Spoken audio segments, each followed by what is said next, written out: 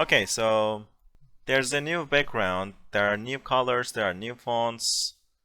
I thought that would be nice for a change. I was even doing new, more fancy things, but as I said, I didn't have time. But hopefully next week I will have more time, so I will try to make things more readable. So today we will talk about passive voice, and in relation to that, reflexive voice. A reflexive voice is not that important, so that's why it's not it doesn't take much time. When you know the passive voice, it will be easy to understand the reflexive voice, and I will explain what they mean if you are not familiar with all these terms. So let's see the lesson plan. So we are in the first step, which we are actually late. I put these steps and I put these times next to them because I really want to keep these lessons organized and more efficient for everyone. Doing a lesson for more than 1 hour and a half is tiring for you and for me. So I will try to keep this lesson to 1 hour from now on. So we will talk about what passive voice is and how it works. It can take 15 or 20 minutes, it doesn't matter. Then we will also quickly talk about the reflexive voice. And then I will have some questions and answers. So if you have any important questions about this subject, maybe you can try typing it in the lessons sectional, but there's a chance I might not see it. It can go unnoticed. And like going back to the lesson questions and going back to the subject is not very organized, and it makes things hard for me to explain and then therefore for you to understand. So what is passive voice? Let's talk about that first. I'm sure most of you are familiar with languages, like how they are used and how they work and what the terms are, but there are also some people who are not very familiar with those terms. So what is a passive voice? The passive voice is basically a sentence structure in which the subject of the sentence is either unknown or irrelevant, like it's not even mentioned. Like we talk about the action but not who does it. We will talk about what happens. So for reference, if you want to understand this better, I have these English sentences. Like there are some examples here. The letter was sent, or the message was received, the glass was broken, the job is done. All of this is constructed in the passive voice. The letter was sent, the message was received. So, in this lesson, we will learn how to say sentences like this. How we will say the letter was sent or the message was received. Okay? Yes, it's like the subject is also the object, like it is being performed upon itself.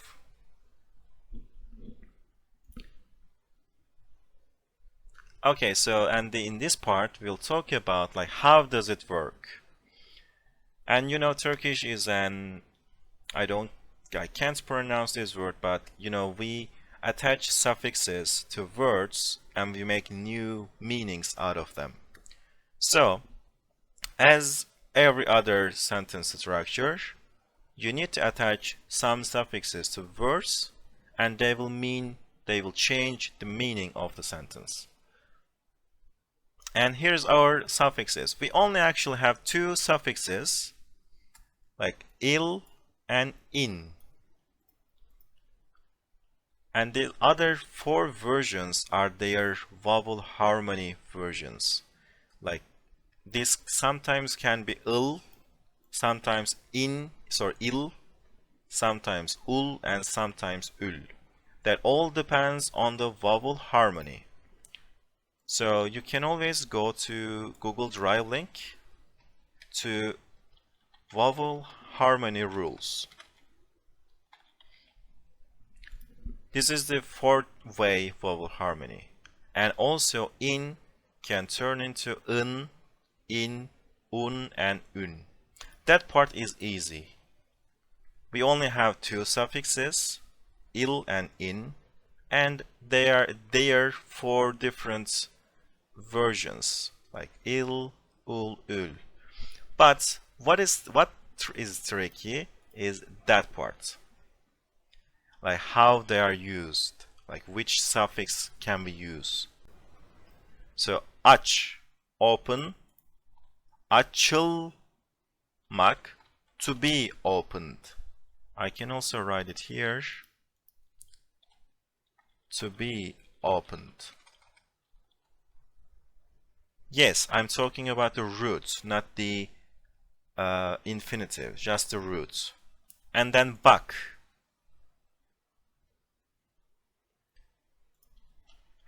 to look. How do you say this? How do you say to be looked?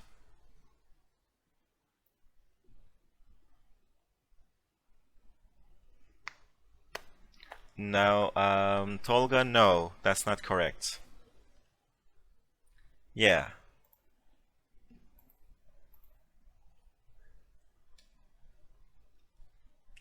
And yes, Vio, that is correct. So, bakılmak.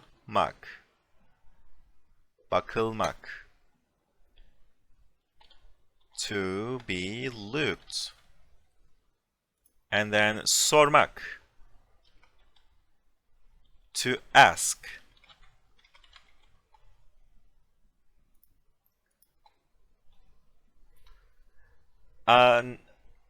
No, Megan, that doesn't fit the vowel harmony.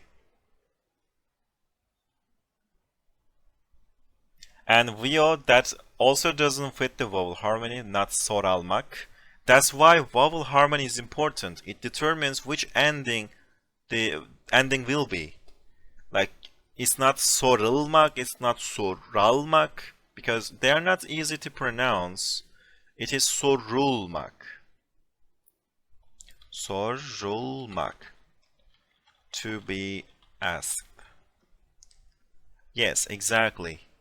And because of these consonants at the end of these verbs, they go il. And then sevmek, to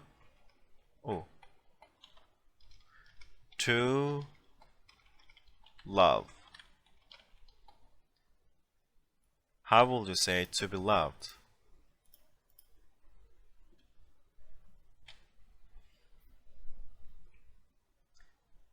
Yes, it is sevilmek, to be loved. Exactly. And then yazmak, to write. Yes, yazılmak, to be written. And göndermek,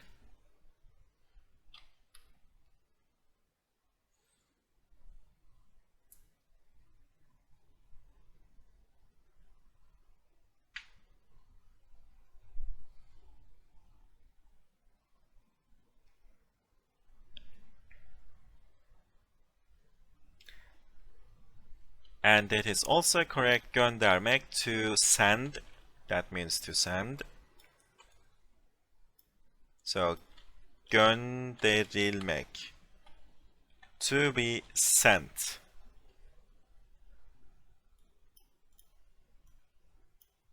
Actually, I will make a new duplicate of this slide and I will replace this with this. Yes, Megan, bravo. Yes. And Tolga, yes, this is basically like this. I can't go back to the vowel harmony table right now, but you can always find it in the logs. So, let's also do this. These don't belong in here. İstemek, okumak, and söylemek. So istemek means to want. While I'm typing these, feel free to turn them into the passive voice. To read and to tell. How do you say them? How do you turn them into passive voice?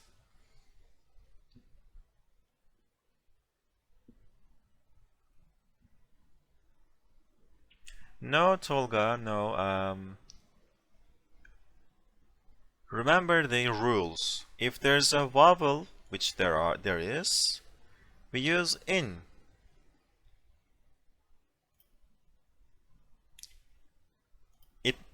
Okay, Megan and Mera, of course, your answer is correct. Sarah, your answer is also correct. And Megan, it's istenmek. Istenmek. To be wanted. It's to be wanted as in someone wants you, not like someone is trying to hunt you. And I think I forgot to mention this detail. I can include it here. Yes, of course. This E, the letter in the parentheses is only there when there's not a vowel. Yeah, sorry for not mentioning it. So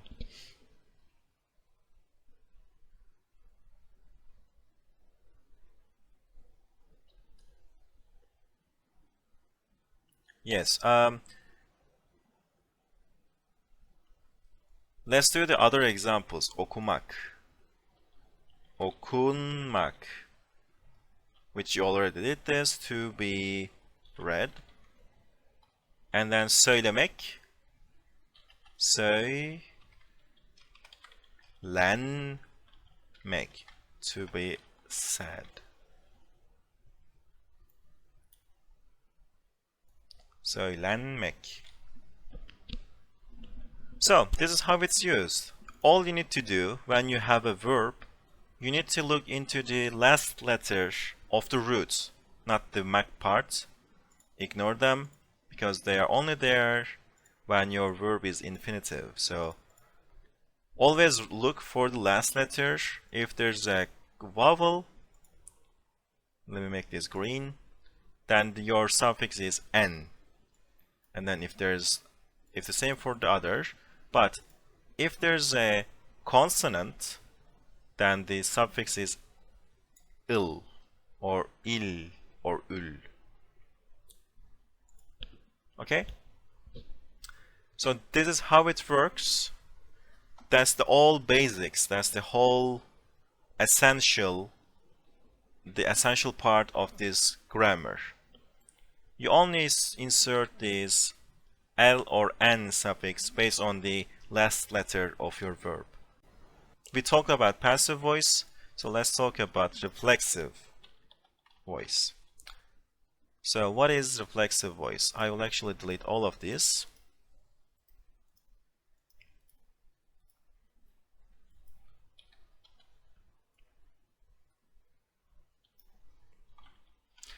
What is reflexive voice? So reflexive voice is a bit more self-explanatory. You can tell and understand what it means by this title.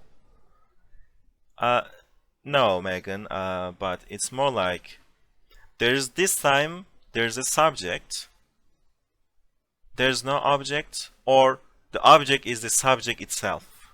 It comes back to itself. Like you do something and you are affected by this action. You do it on yourself. You are the object, you are the receiver. Like you are the doer and you are the receiver of the action. Let me quickly check something before I go. I have my notes on the other screen.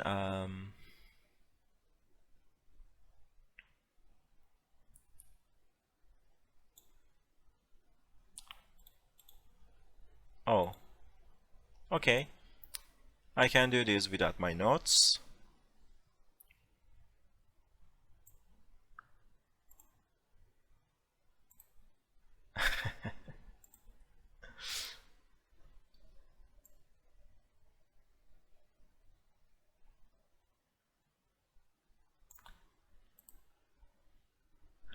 So, reflexive voice.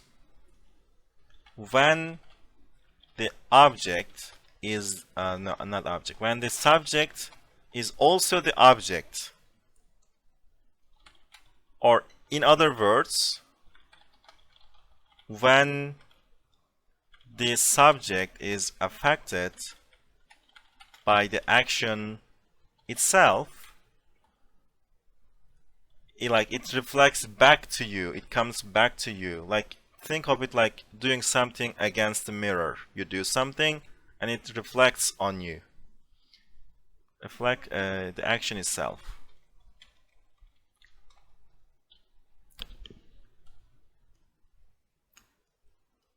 If you use an object, Tolga, that doesn't count as a reflexive voice in technical terms, but let's use your example. Yaralanmak. So yaralamak and yaralanmak. We have yaralamak. So yaralamak is like to wound someone. Is that a verb? To wound someone? Like to cause a wound on someone. So, yes, nice. To make a wound on someone, okay. But when you say this, yaralanmak, when you put this, let me make this yellow, yaralanmak, it becomes reflexive, like you wound yourself, to wound yourself. Ben yaralandım, I got wounded. Or let's also use the brushing. If you say, I brush my hair, that will be saçımı tarıyorum. So I have an object, saç. But if I say, in English, I don't know if there's a direct translation, but in Turkish we also have this verb, taranmak. Like, I got brushed, or my hair got brushed. So it is very similar to the passive voice. A lot of people confuse it, but that doesn't mean anything actually. The categories are only for linguistics, it's only the grammar. At the end of the day, you use the same suffixes, and you still use the same sentence. Taranmak, to brush your own hair. I can also give you one more example.